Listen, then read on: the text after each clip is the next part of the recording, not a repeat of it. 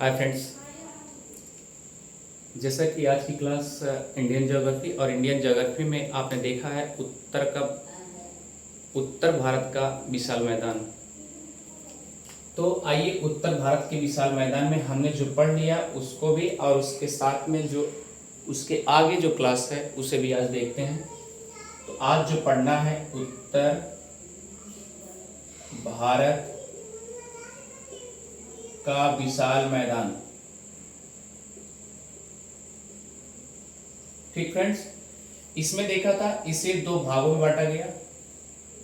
एक भाग क्या था, आपने देखा कि स्थलाकृतिक या भौतिक विभाजन,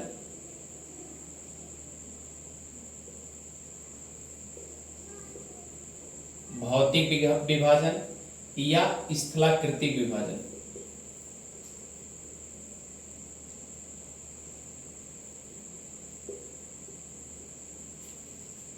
अगला स्टेप जो है इसमें देखिए, जो इसमें प्रदेश से बांटा गया यानी प्रादेशिक विभाजन।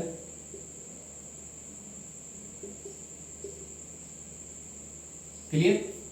अब भौतिक विभाजन में इसे सबसे पहले भादर,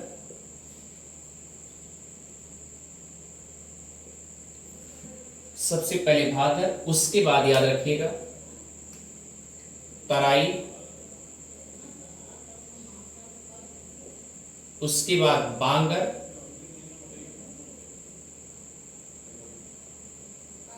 उसके बाद खादर, उसके बाद डेल्टा।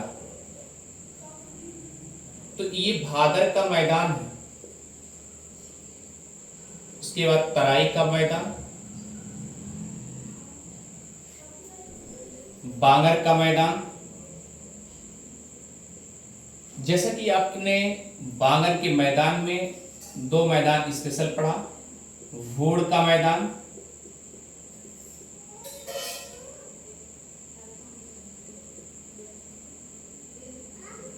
और रेग का मैदान।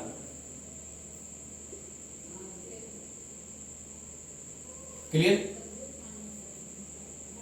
तो ये खादर का मैदान है और ये डेल्टाई का मैदान। अब फ्रेंड्स याद रखिए, ये सब तो हम अच्छे से पढ़ लिए, लेकिन उत्तर भारत का जो विशाल मैदान है, सबसे पहले तो ये जान लीजिए, तीन नदियों का संगम अर्थात तीन नदियों का नदी तंत्र है। जैसे पहला नदी यहां लिखते जा रहे हैं, सिंधु नदी तंत्र। दूसरा क्या है, गंगा नदी तंत्र। और तीसरा है ब्रह्मपुत्र नदी।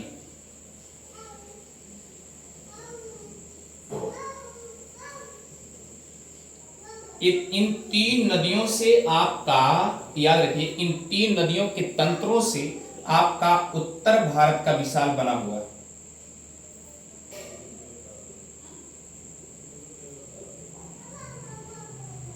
विशाल मैदान बना हुआ है, यानी तीन नदी अगर ना होती तो शायद उत्तर भारत का विशाल मैदान ना होता। यानी जैसे जैसे इन नदियों को द्वारा अपर्दन करके अवसाद जमा होती गई, उस तरीके से स्थलाकृति बनती गई।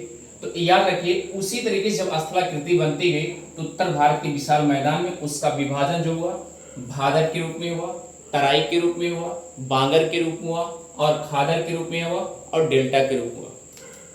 जैसा इसे हम पढ़ चुके हैं। तो फ्रेंड्स आइए सबसे पहले प्रादेशिक विभाजन में आज जिसे हमें पढ़ना है, तो प्रादेशिक विभाजन में देखेंगे पहले नंबर पे राजस्थान का मैदान,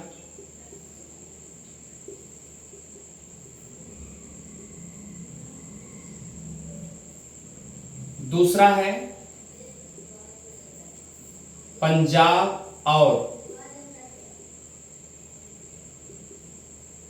हरियाणा का मैदान, तीसरा है गंगा का मैदान।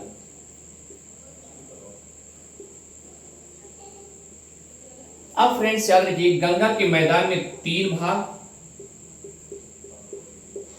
तीन भागों में बांटा गया। नंबर एक, स्पेशल यूपी बेल्ट, यूपी जो है आपका उसमें उत्तरी, क्योंकि आप देखेंगे जब मैप अभी देखेंगे तो मैप में उत्तर प्रदेश जो है बिहार की अपेक्षा ऊंचाइयों पे उत्तर में, तो ये क्या हो जाएगा, उत्तरी गंगा का मैदान। दूसरा जो है स्पेशल बिहार, बिहार में मध्य गंगा का मैदान।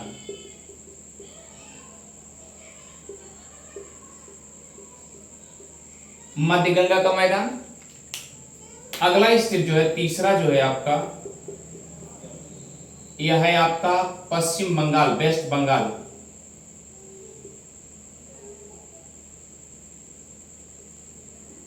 वेस्ट बंगाल को निम्न गंगा का मैदान कहा जाता है।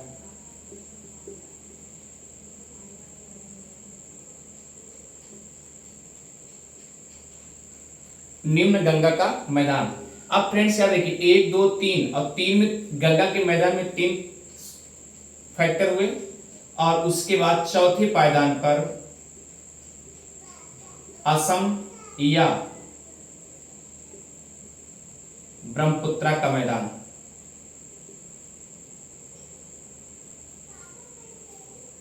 इस तरीके से प्रादेशिक विभाजन में बांटा गया है। अब देखिए फ्रेंड्स, सबसे पहले तो आपको ये क्रम से सजाना होगा, जैसा कि आज हमको इसी पढ़ना है। ये तो पढ़ाया जा चुका है, पिछले क्लास में आपको वीडियो बनाया जा चुका है, क्लास ली जा चुकी है। तो फ्रेंड्स आइए चलते हैं।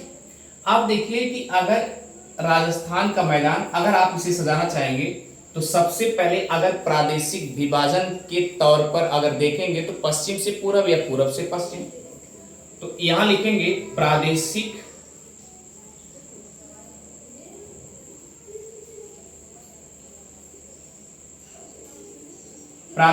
विभाजन में, क्लियर, प्रादेशिक विभाजन में पश्चिम से पूरब। फ्रेंड्स याद रखिए, जैसे अगर पश्चिम से पूरब हो गया तो पूरब से पश्चिम तो भी क्लियर कर सकते हैं आप। तो पश्चिम से पूरब का मैदान कैसे कैसे है ये आपको देखना है। तो नंबर एक राजस्थान, नंबर एक राजस्थान हो गया पश्चिम से पूरब। उसके बाद दूसरा पंजाब,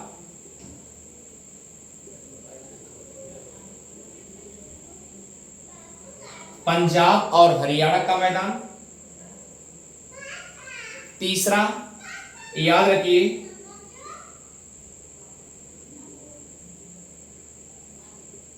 गंगा का मैदान। गंगा के मैदान के तीन भाग हो गए आपके, जिसमें उत्तरी गंगा का मैदान, नंबर दो का बिहार यानी मध्य, तीसरा जो फैक्टर होगा फ्रेंड्स याद रखिए निम्न गंगा का मैदान कहा गया।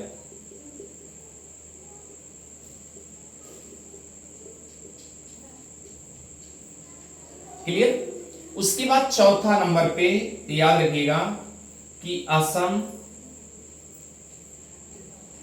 या ब्रह्मपुत्र का मैदान, ब्रह्मपुत्र का मैदान। क्लियर हो गया।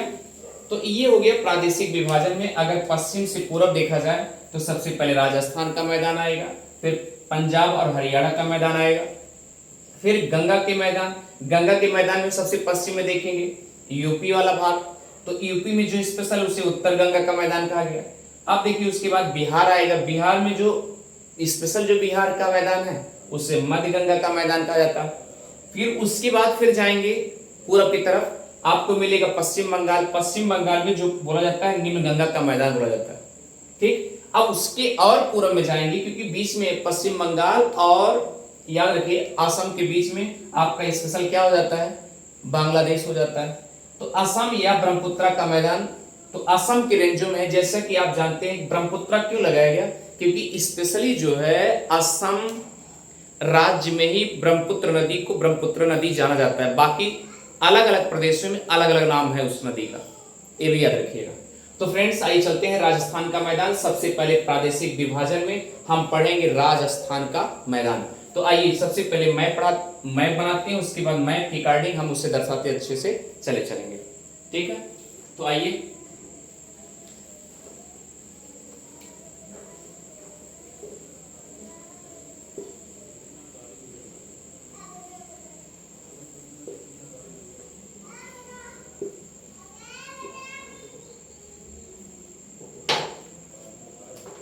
फ्रेंड्स आइए चलते हैं प्रादेशिक विभाजन में।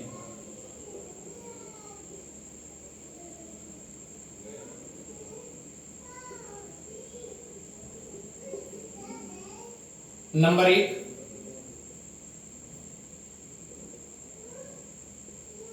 राजस्थान का मैदान, यही आपको पढ़ना है और इसी से स्पेशल आपको आज पूरी क्लास दी जाएगी। आइए चलते हैं फ्रेंड्स, सबसे पहले मैप।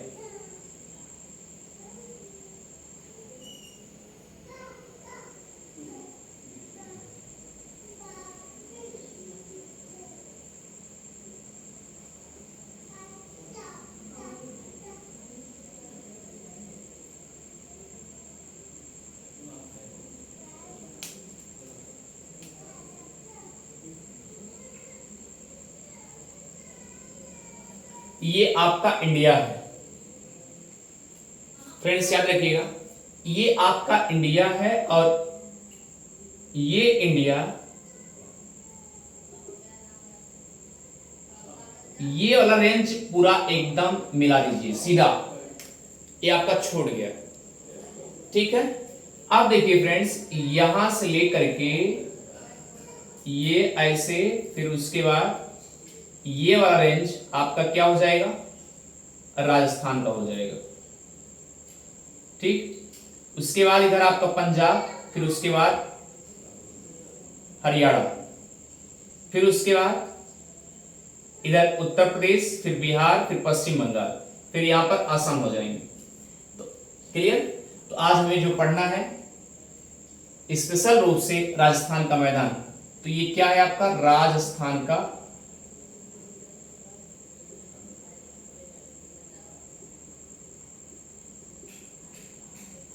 क्लियर। अब देखिए फ्रेंड्स, एकदम एग्जैक्ट पॉइंट पे कैसे आप निकालेंगे। यहां देखिए, आप जब भी मैप में देखेंगे तो आपको यहां पर जैसलमेर मिलेगा। क्या मिलेगा, जैसलमेर, ठीक है। अब जैसलमेर यहां पर जब मिल गया तो ये सीधा दो भागों में बढ़ जाता है। अब जब दो भागों में बढ़ जाएगा तो याद रखिए, ये वाला यानी कि ये यहां सीधा ऐसे हम बना दे रहे हैं, ये हो जाएगी आपकी अरावली की श्रेणी।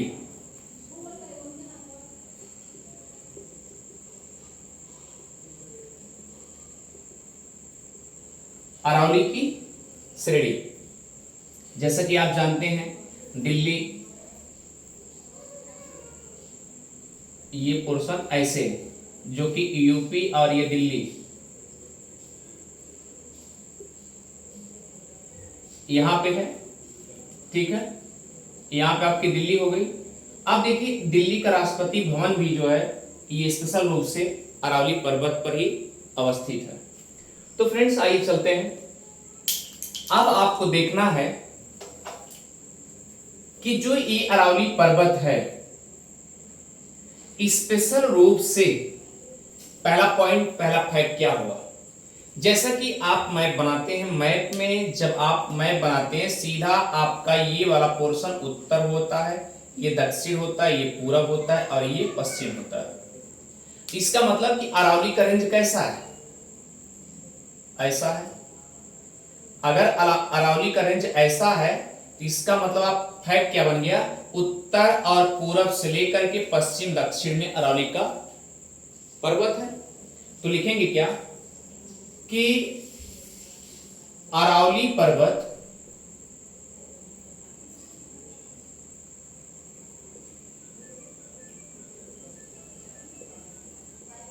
उत्तर पूरब से उत्तर पूर्व से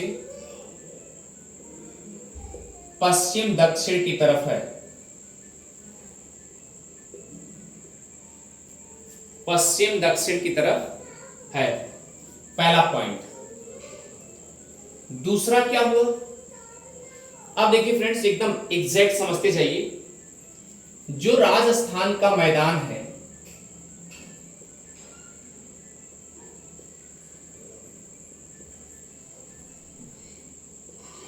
वह मुख्य रूप से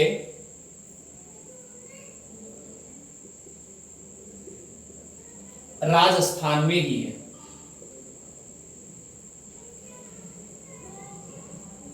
और अरावली पर्वत जो है, अरावली पर्वत के पश्चिम में, अरावली पर्वत के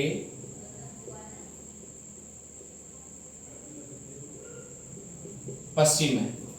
अब इतना फैक्ट तो आपका क्लियर हो गया कि राजस्थान का मैदान जो मुख्य रूप से है क्या है, राजस्थान में ही है और अरावली पर्वत के पश्चिम में है।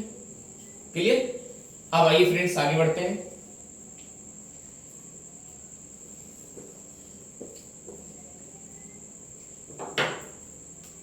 अब देखिए अगला फैक्ट क्या है कि राजस्थान को, यानी राजस्थान के मैदान को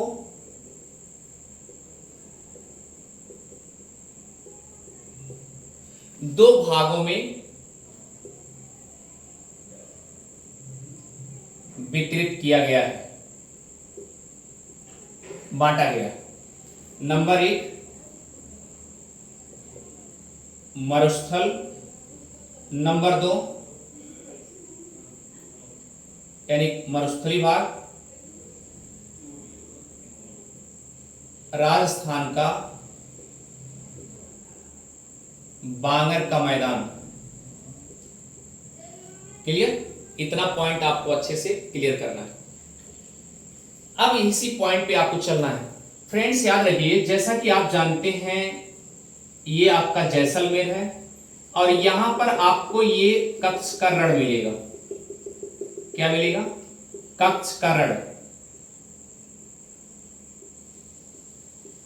इसके आगे आएंगे तो यहां आपको मिलेगा लिटिल का रण, लिटिल रण, जिसे स्मॉल रन भी कहते हैं, छोटा। क्लियर। ये पॉइंट अच्छे से समझ में आ गया होगा। तो अब आगे चलते हैं। सबसे पहले याद रखिएगा मरुस्थली क्षेत्र जो है राजस्थान का, ये जहां से जैसलमेर है, यानी जैसलमेर के दक्षिण वाला जितना इलाका है सब क्या है? ये मरुस्थली रेंज है।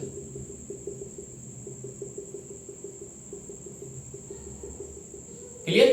यहां लिखेंगे राजस्थान में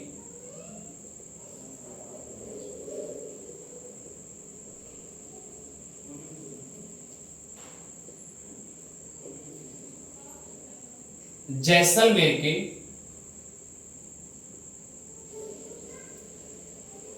या जैसलमेर के हिस्से में जो आता है मुख्य रूप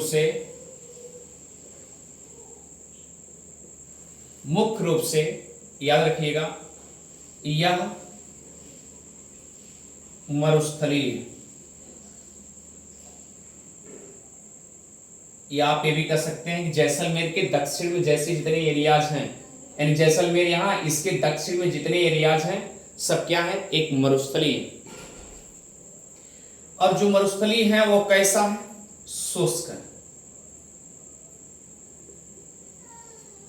शुष्क है इसका मतलब क्या है? गर्म है।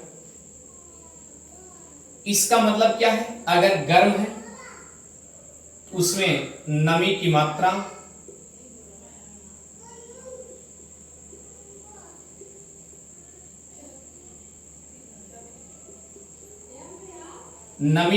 कम रहती है। क्लियर। अब सवाल उठता है कि नमी की मात्रा क्यों है? क्योंकि याद रखिएगा नमी की मात्रा इसलिए है क्योंकि वहां पर बारिश की मात्रा भी कम है। वहां पर वर्षा की मात्रा क्या है? कम है। अब आपके मन में उठ रहा होगा कि आखिर बारिश कम है तो कितना सेंटीमीटर बारिश होती है? तो याद रखिएगा प्रतिवर्ष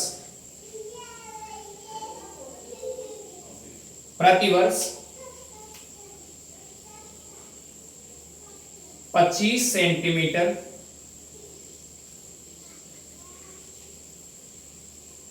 वार्षिक वर्षा से भी कम होती है।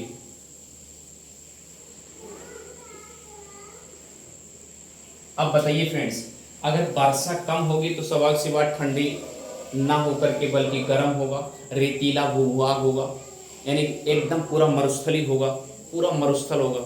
अब मरुस्थल कैसा होगा? गर्म होगा, एकदम पूरा शुष्क होगा।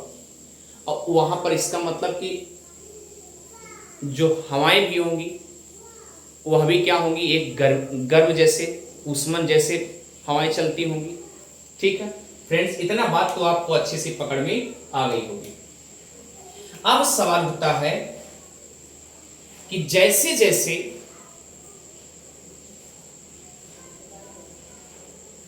जैसे जैसे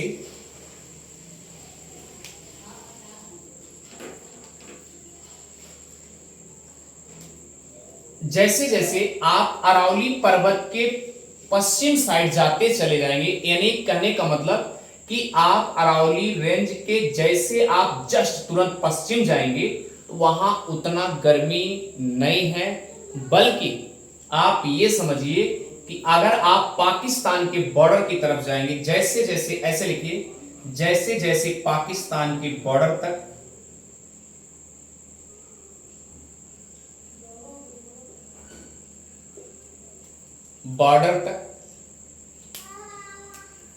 या बॉर्डर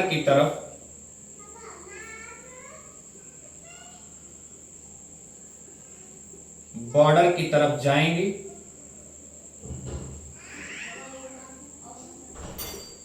तो वहां पर याद रखिएगा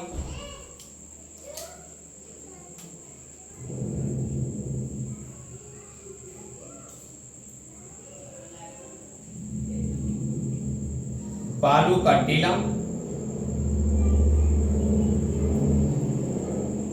या बालू का स्तूप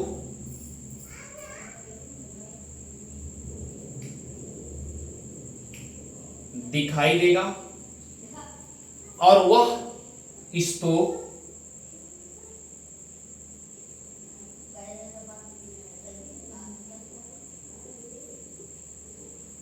बालू का स्तूप समूहों में दिखाई देगा। कैसा दिखाई देगा? समूहों में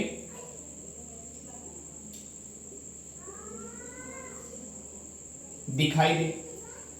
अच्छा ये बताइए, अगर समूहों में दिखाई देगा तो याद रखिएगा वह बालू का जो टीला है, बालू जो बनी हुई है, यानी जो मरुस्थली एरियाज बनी है, ध्यान दीजिएगा, ठीक है, जो मरुस्थली एरियाज बने हुए हैं वह कैसा होंगे? एकदम गर्म होते जाएंगे, क्योंकि उधर हिमालय क्षेत्र में तो कुछ हवाएं चल सकती हैं, लेकिन उसके जैसे पश्चिम तरफ जाते जाएंगे कुछ बिल्कुल दिक्कत हो जाती है। तो बालू अर्धचंद्राकार में दिखाई देंगे। कैसे दिखाई देंगे? अर्धचंद्राकार में। यहां लिखिए बालू का स्तूप कैसा दिखेगा?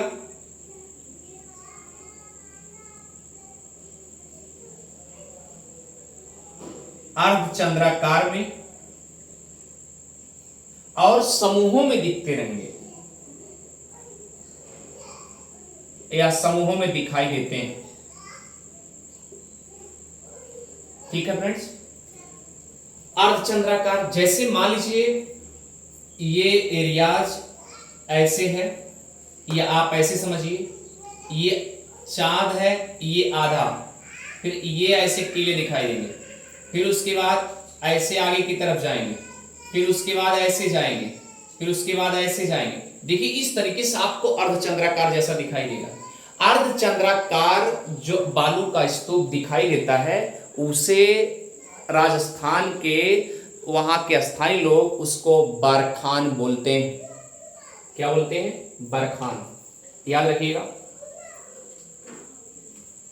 इसे इरेज करें, उसके बाद आगे बढ़ें, इसे मिटाएं और आप इसे स्क्रीनशॉट ले लीजिएगा।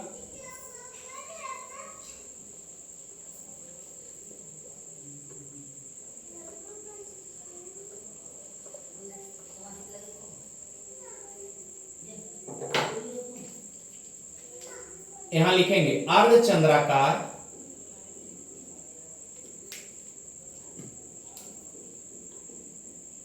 अर्धचंद्राकार बालू का स्तूप जो दिखाई देता है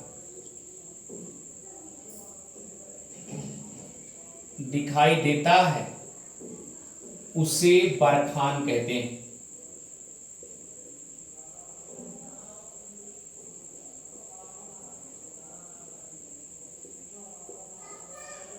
उसे क्या कहते हैं? बरखान कहते हैं। इतनी बातें अच्छे से पकड़ में आ गई होगी फ्रेंड्स। अब आइए चलिए, कहीं कहीं उसी बालू के बीच में जहां बरखान है और बीच बीच में जहां समूह बना हुआ है, समूह थोड़ा हटेंगे तो फिर एक समूह दिखाई देगा, फिर दूर तक जाएंगे फिर समूह दिखाई देगा। यानी बीच बीच में, कहने का मतलब बीच बीच में आपको ग्रेनाइट और नीस के पत्थर भी दिखाई देते हैं। लिखिए कहीं कहीं, यानी ऐसे लिखिए, बालू के स्तूपों में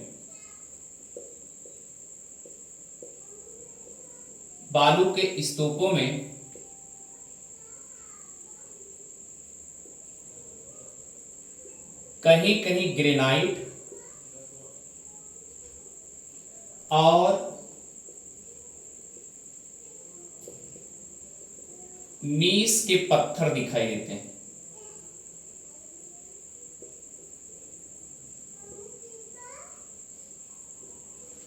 क्लियर? क्या दिखाई देते हैं? नीस के पत्थर दिखाई देते हैं। यानी बालू के स्तूपों में कहीं कहीं ग्रेनाइट और नीस का पत्थर भी दिखाई देता है। अब आप समझिए फ्रेंड्स कि बीच बीच में ग्रेनाइट और इस तरीके से अगर नीस के पत्थर दिखाई दे रहे हैं तो इसका मतलब कि वहां ग्रेनाइट और नीस के पत्थर का अवशेष है, इसलिए दिखाई देता है। आगे चलें। अब फ्रेंड्स याद रखिएगा कि मान लीजिए जैसलमेर हो गया, जैसलमेर का एरिया ये हो गया। इतनी बातें अच्छे से समझ में आ गई। तो अब आइए चलिए, जैसलमेर का एरिया यहां लिखेंगे,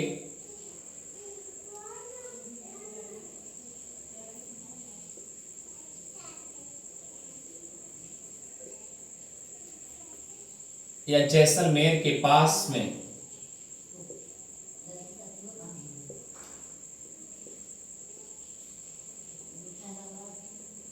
कुछ झीलें पाई जाती हैं।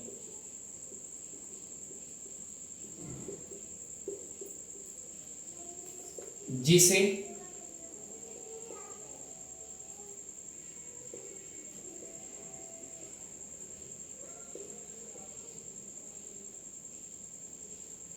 प्याला कहा जाता है। प्याला कहा जाता है। इसका मतलब कि जो झीलें पाई जाती होंगी ये ऐसे एक प्याला होता है, ऐसे बना होगा, इस तरीके से छोटे छोटे कुछ झीलें ऐसे दिखाई देती होंगी एक प्याले जैसे। ठीक है, आगे चलिए। अब फ्रेंड्स अगर प्याला वह झील अगर दिखाई देती है तो प्याला कहा जाता है, तो प्याला झील भी तो कह सकते हैं। यहां लिख सकते हैं प्याला झील भी कहते हैं।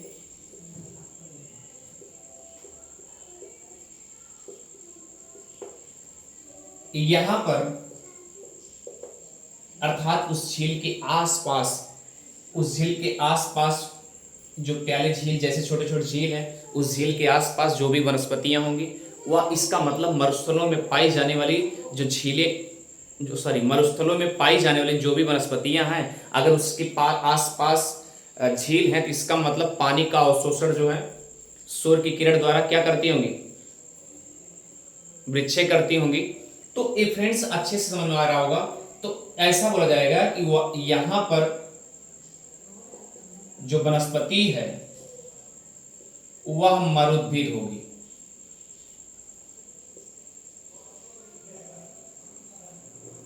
मरुद्भिद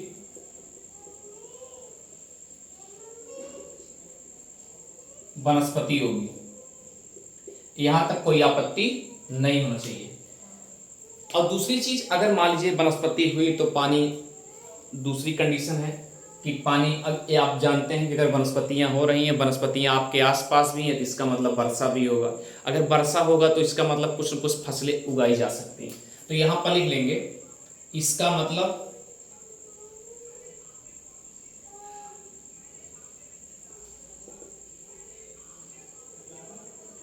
थोड़ा बहुत फसल उगाई जा सकती है। कहां पर? जैसलमेर के आसपास में कुछ झीलें पाई जाती हैं जिसे प्याला कहा जाता है, प्याला झील कहा जाता है। एकदम कटोरी जैसे जैसे बनी होंगी और पानी आसपास पाए जा रहे हैं, तो वहां पर मरुस्थल के आसपास यानी झीलों में क्या होते हैं, झीलों के आसपास वनस्पतियां कुछ पाई जाती हैं। और अगर वनस्पतियां पाई जाती हैं तो आप ये समझ लीजिए कि वहां पर क्या होता होगा कि फसलें आसपास कुछ न कुछ उगाई जाती हैं। अगर इसका मतलब उस झील के सहारे अगर वनस्पति टिकी हुई है, इसका मतलब आप फसल उगाओगे तो हो सकता है उस झील के सहारे हमारी सिंचाई भी हो जाएगी। तो अच्छे से इसलिए आप समझ रहे हैं कि वहां फसल उगाई जाने की कंडीशन बन जाती है। तो फ्रेंड्स, एक पहला पार्ट तो हो गया आपका जो है जैसलमेर का एरिया। अगला क्या है? राजस्थान का बांगर। तो चलिए आइए, अब ये वाला एरिया तो अच्छे से पढ़ लिए, लेकिन ये वाला एरिया अब फ्रेंड्स याद रखिए, ये राजस्थान है। राजस्थान का जो अरावली पर्वत से सटा हुआ रेंज है, अर्थात उत्तर पूर्व का रेंज है, राजस्थान का उत्तर पूर्व रेंज, ये स्पेशल रूप से आपका ये बांगर रेंज ही कहलाता है। अब बांगर क्या होता है? बांगर, आप जैसा कि कल की क्लास में बताया गया था कि बांगर जो होता है वो जलोढ़ मिट्टियों से बना होता है, पुरानी मिट्टी होती है, उसे बांगर कहा जाता है। तो फ्रेंड्स आइए चलते हैं आगे की तरफ।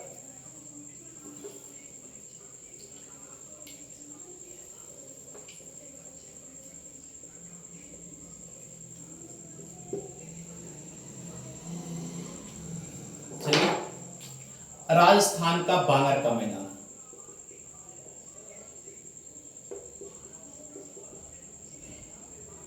अब बांगर क्या है? बांगर जो है जलोढ़ की पुरानी मिट्टी है या पुरानी अवसाद है, या आप लिख सकते हैं पुराना अवसाद। ठीक, जमा हुआ उसे क्या कहते हैं? जलोढ़ कहते हैं।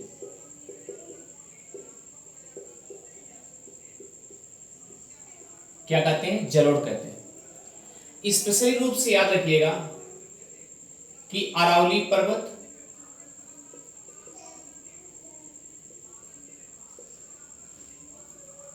यानी कि जैसलमेर के नॉर्थ में, अरावली पर्वत के पश्चिम, या ऐसा लिख लीजिए अरावली पर्वत के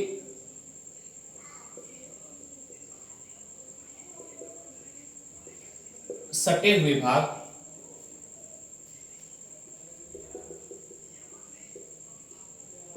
बांगर के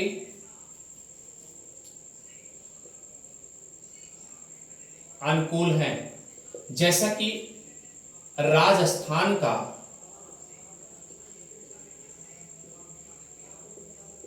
उत्तर पूर्व का कोना, ये वाला रेंज, ये क्या है? उत्तर पूर्व का कोना, ये बांगर, यहां पर जलोढ़ के मैदान, या आप लिख सकते हैं पुराने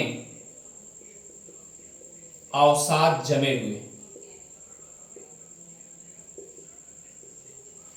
ठीक, अवसाद जमे हुए हैं। अब इसीलिए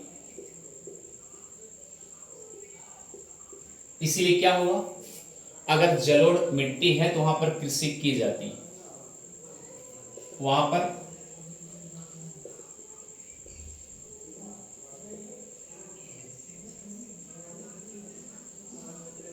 थोड़ा बहुत कृषि की जाती होगी। दूसरा कंडीशन क्या है, अगर कृषि की जाती होगी तो इसका मतलब वहां पर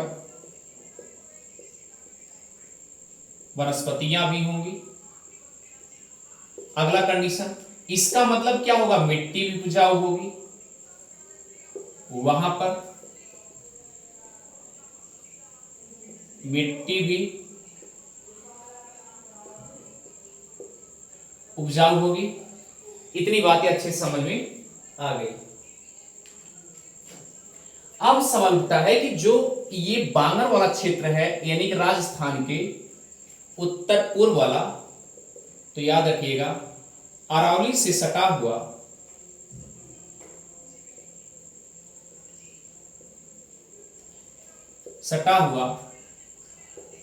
उत्तर पूर्व का कोना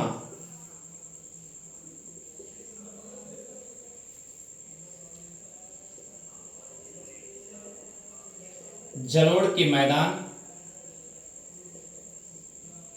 पाए जाते हैं। जैसा कि वहां के स्थानीय लोग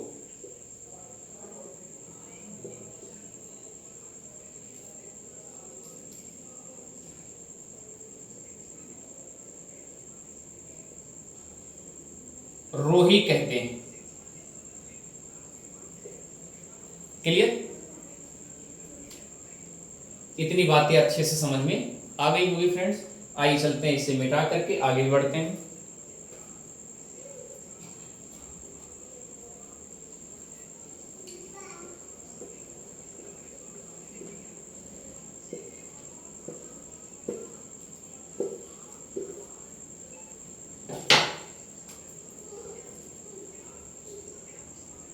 राजस्थान की जो नदी है, मुख्य नदी, प्रमुख नदी कही जाती है,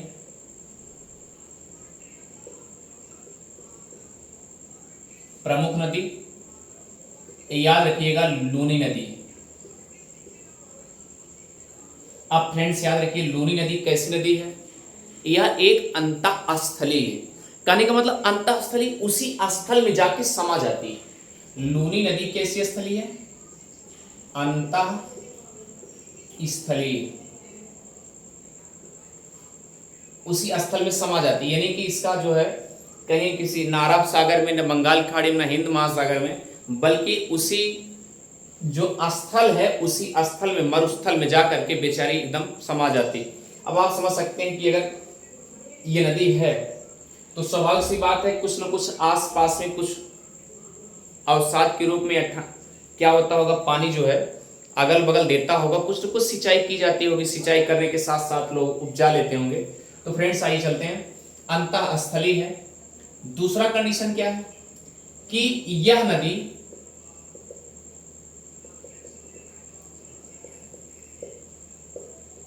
कच्छ के रण में आकर समा जाती है।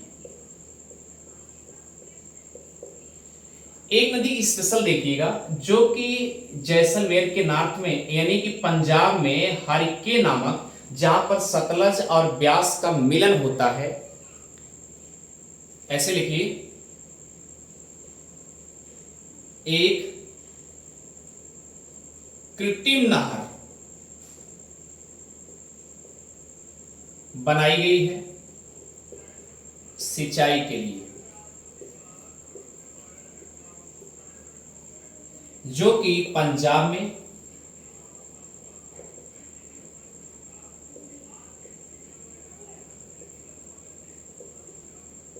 हरके नामक स्थान पर सतलुज और ब्यास का मिलन होता है।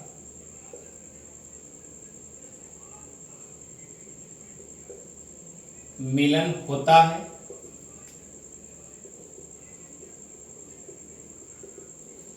ये दोनों नदियां जहां मिलती हैं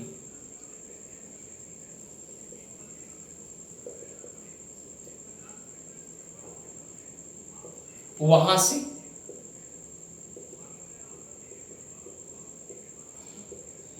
एक कृत्रिम नहर बनाया गया है।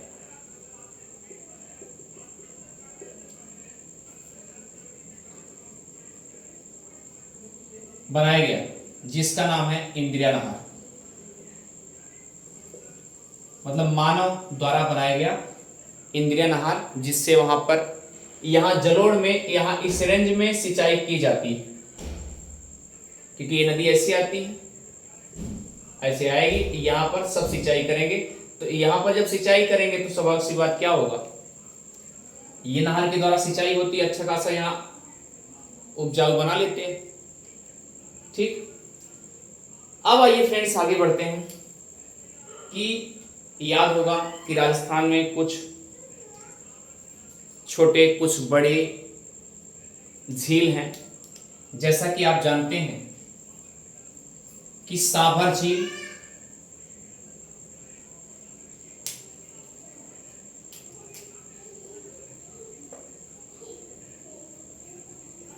साभर झील याद रखिएगा, साभर झील को भारत की सबसे खारे पानी की झील समझी जाती है।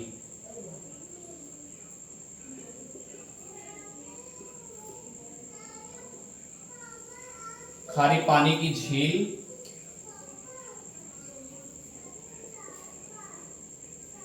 मानी जाती है।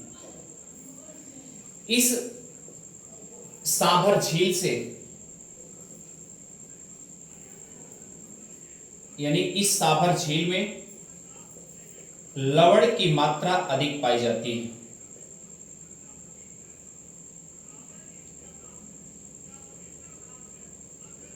अधिक पाई जाती है। अब देखिए फ्रेंड्स, अगर लवण की मात्रा अधिक पाई जा रही है तो इसका मतलब साल्ट, साल्ट मतलब नमक, इसका मतलब पूरा नमक यहीं से निकाला जाता होगा। और भी छोटे छोटे, याद रखिए साभर झील को प्याला झील भी, प्याला झील के नाम से भी जानते हैं। साभर झील को प्याला झील के नाम से भी जानते हैं।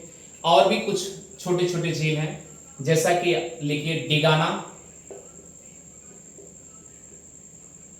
डिडवाना, पचकारा, क्लियर। और याद रखिएगा पचकार हो गया, कर्ण सागर हो गया, ठीक, कर्ण सागर, ये सब छोटे छोटे जो झील हैं, ये सब के सब खारे पानी की झील है।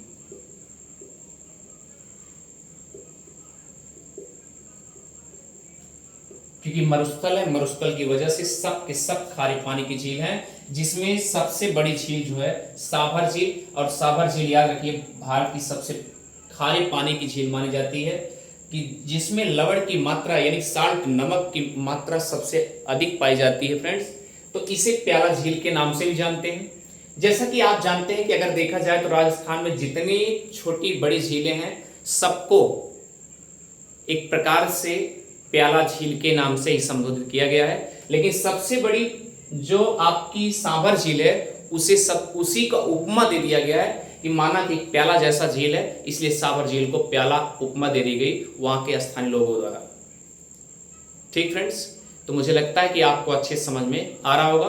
और दूसरी चीज, इसके बाद जो आपको पढ़ना है सेकेंड टर्म में, पंजाब और हरियाणा का मैदान पढ़ना है। मिलते हैं और नेक्स्ट बेहतर क्लास में। Thank you friends. और उदय जीएस रिसर्च सेंटर को सब्सक्राइब करना और शेयर करना भी ना भूलें। Thank you.